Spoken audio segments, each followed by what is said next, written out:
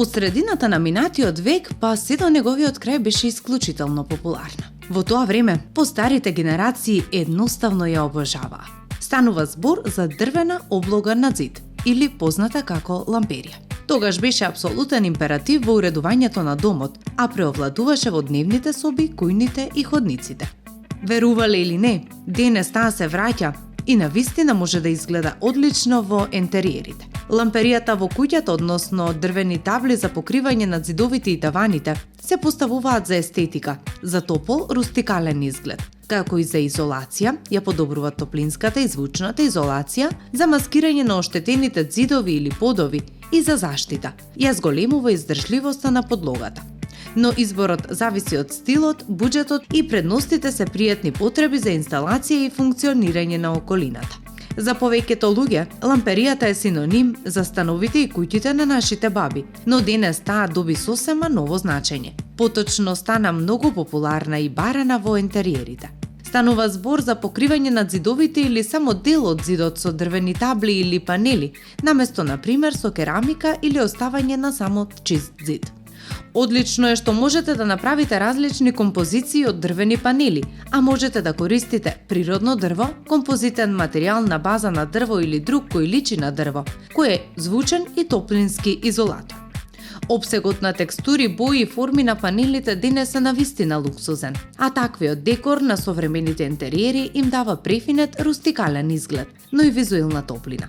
И додека некои ќе се одлучат за оваа техника само во доменот на деталите, други ќе ја покријат целата просторија, па дури и таванот со дрвени облоги. Се и прашање на вкус, но факт е дека ламперијата денес навистина може да изгледа одлично, а незиното одржување е прилично едноставно. Вклучува само повремено бришење со влажна крпа или производ за дрвени површини.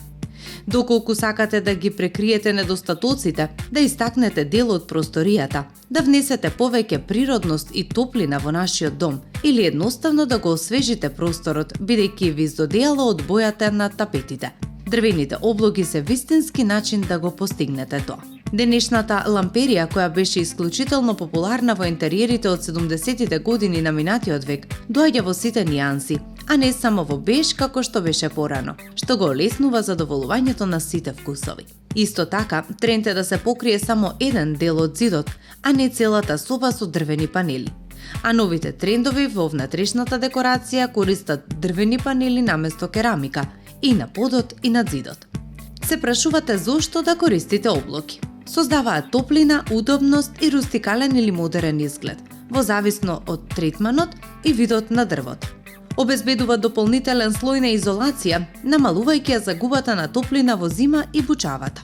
Совршена е за покривање на влажни точки, нерамнини, оштетување на зидовите и таваните. Ја заштитува оригиналната површина од абење, од влага и од оштетување. Релативно брза и чиста инсталација, во споредба со малтерисувањето. Дрвото е природен, здрав материјал. Најчесто се поставува на таваните, многу популарни за кујни, тераси и дневни соби, на зидовите, во собите, ходниците, викендички, дрвени куќички, бањи.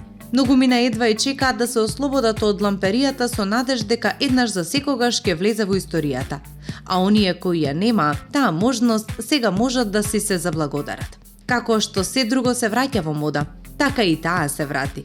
Се разбира во модернизирана верзија, која никого од нас нема да остави рамнодушен.